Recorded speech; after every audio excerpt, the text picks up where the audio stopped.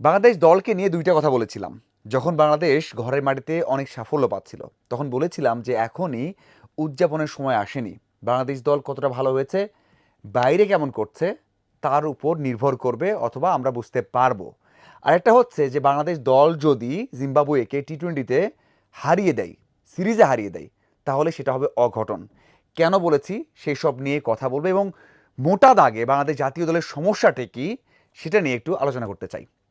প্রথমত, যে বাংলাদেশ দল ভালো করতে পারবে না, এটা আমি কেন বলেছিলাম? দেখুন, বাংলাদেশ দলের শুধুমাত্র দলের সমস্যা না, যে আপনি এই দলটার প্লেয়াররা ভালো করছে না, তারা ভালো করতে পারে না, তারা খারাপ করবেই, এমনটা না। আমি আগেই বলেছিলাম যে বাংলাদেশ দলকে দেশের বাইরে ভালো করতে হলে অবশ্যই কোচিং স্টাফে পরিবর্তন দরকার। আমি এখনও বলছি এবং সবসময় বলে যাবো, আপনি বিশ্বাস করেন আর না করেন, তাও বলে যাব যে বাংলাদেশের যেই কোচিং প্যানেলটা আছে এখানে বড় পরিবর্তন দরকার।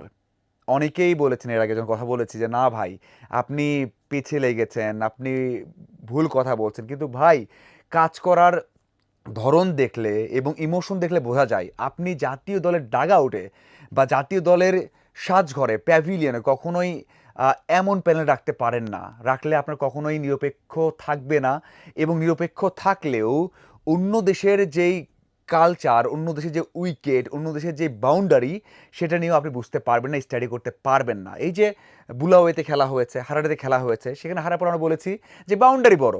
কিন্তু ভাই, বাউন্ডারি বড় হলে আমাদের কি করার? আমরা কিভাবে খেলবো সেই কাজটা কে ধরিয়ে দিবে? সেই কাজটা কে শিখিয়ে দিবে? মানে 141 রান আমরা করতে পারিনি 50 ওভারে, তখন বলা হলো যে ভাই বাউন্ডারি বড়, আউট হয়ে গেছে, বাউন্ডারিতে ক্যাচ দিয়েছে। তাহলে কে মারতে বলেছে ভাই? সিঙ্গেল নেন, ডাবলস নেন, চার মারেন। এই যে এমন উইকেটে কেমন ব্যাট করতে হবে, এটা কে বলবে? ব্যাটিং কোচ, সহকারী কোচ, হেড কোচ কি করেন তারা? কি করেন? হ্যাঁ, আগে অনেক বলেছেন, এখনো বলবেন যে ভাই তাদের কি দোষ, তারা তো খেলে দিবে না। কিন্তু ভাই, কাজ করার তো একটা ওয়ে আছে। আর একটা কথা হচ্ছে যে বাংলাদেশের প্রেক্ষাপটে আপনি দেশি কোচ যদি ডাগ আউটে অথবা আপনি কোচিং স্টাফে রাখেন, এখানে কখনোই নিরপেক্ষতা আপনি পাবেন না। আমরা বাঙালি জাতি, আমাদের ইমোশন অনেক বেশি, আমাদের ভয় অনেক বেশি। আহ, এই জন্য নিরপেক্ষতা পাবেন না। আগে বিদেশি কোচরা স্যাক হয়েছে বাংলাদেশে এসে, তারা সত্যি কথা বলতো বলে। আমাদের অনেক সিনিয়র ক্রিকেটার আছেন, তাদের জন্য অনেক কোচ স্যাকড হয়েছেন। কারণ কি জানেন? তারা এই সত্য কথা বলতেন যে আমাদের এই সিনিয়র ক্রিকেটার এই কাজ করতে দিচ্ছেন না, আমাদের ওই সিনিয়র ক্রিকেটার এইরকম রিয়্যাক্ট করছেন, আমাদের ওই সিনিয়র ক্রিকেটার একাদশ ঠিক করতে দিচ্ছেন না। এসব যখন এসে বলতেন ম্যানেজমেন্টকে, তখন সিনিয়ররা নিতে পারতেন না, এবং ওই কোচটা থাকতে পারতেন না, জব থাকতো না। এটা 100% শিওর, লিখে রাখেন। কিন্তু তারা বলতে পারতেন। এখন যারা আছেন, আপনার কি মনে হয় যে মোহাম্মদ সালাউদ্দিন অথবা আশরাফুল কোনো একটা প্লেয়ারের সমস্যা পেলে, ধরেন সোহানের সমস্যা পেয়েছে, লিটনের সমস্যা পেয়েছে, অথবা তাসকিনের সমস্যা পেয়েছে, এসে কি বলবেন? বলবেন না, কারণ তাদের সাথে বিপিএলে কাজ করতে হবে, তাদের সাথে অন্য জায়গায় কাজ করতে হবে, তাদের সাথেই সারা জীবন থাকতে হবে। জাতীয় দলে আপনি যে কয়দিন থাকেন না কেন, ঘরোয়াতে তো আপনি কাজ করে খেতে হবে। সেই ঘরোয়াতে কাজ কে দেবে? প্লেয়াররাই দেবে। প্লেয়ারদের সাথে কথা বলেই তো দল পাবেন, বিভিন্ন দলের সাথে থাকবেন। সেটা কোনো কেউ রিস্ক নেবে ভাই? কেউ নেবে? ধরুন একটা উদাহরণ দিই, লিটন হোক, তাসকিন হোক, হৃদয় হোক, তারা মোহামেডানে খেলছেন, তারা রংপুর রাইডার্সে খেলছেন, তারা রাজশাহীতে খেলছেন, যে দলেই খেলুক, সেই দলে যদি কেউ কোচ হতে চান, কার পরামর্শ কাজে লাগবে? এভাবেই চলে ডোমেস্টিকে, এবং এই জন্যই কোনো কোচ কখনো নিরপেক্ষ থাকতে পারবে না। হ্যাঁ, best coach Mohammad Salahuddin, Mohammad Ashraful best coach, বাংলাদেশের বেস্ট, ঠিক আছে। কিন্তু তারা তো বিদেশের মাটিতে কখনোই ওইভাবে এক বিশ্ব চ্যাম্পিয়নের সাথে কীভাবে খেলতে হবে, ওই উইকেটে ওই বাউন্ডারিতে কেমন খেলতে হয়, পারবেন না। পারবেন না, টেকনিক্যালি পারবেন, কিন্তু ওইটা তো দিতে পারবেন না যেটা আপনার সিডরেস দিতে পারতেন, যেটা প্রিন্স দিতে পারতেন, যেটা সামারভিলে দিতে পারতেন, যেটা আরও বড় বড় কোচিং স্টাফ যদি আমরা নিয়োগ দিতে পারতাম, পারতেন না।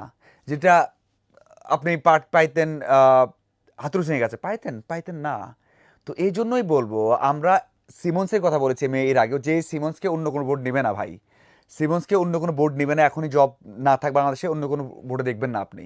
আপনি এই প্যানেলটা পুরো চেঞ্জ করতে হবে।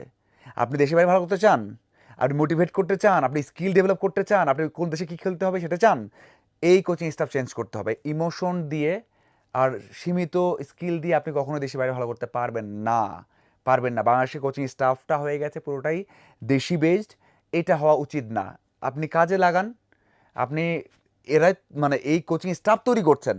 তালহা জুবায়ের তৈরি করেছেন না? তাসকিনের সাথে কাজ করেছেন, রানাকে তৈরি করেছেন না?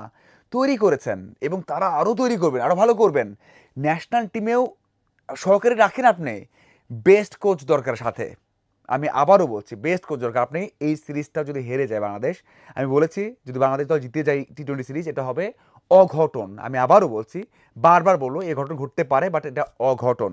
বাংলাদেশের ক্রিকেটারদের মধ্যেও ওই তাড়না নেই যে দেশের বাইরে ভালো করি, টানা ভালো করি, যেটা সাকিব তামিম মাশরাফিদের মধ্যে ছিল, সেটা নেই। এখন অনেকের মধ্যে চলে গেছে যে আমরা 3টা সিরিজ খেলি, 4টা সিরিজ খেলি, একটা বিশ্বকাপ খেলি, শেষ শেষ এটাই শেষ করেছে।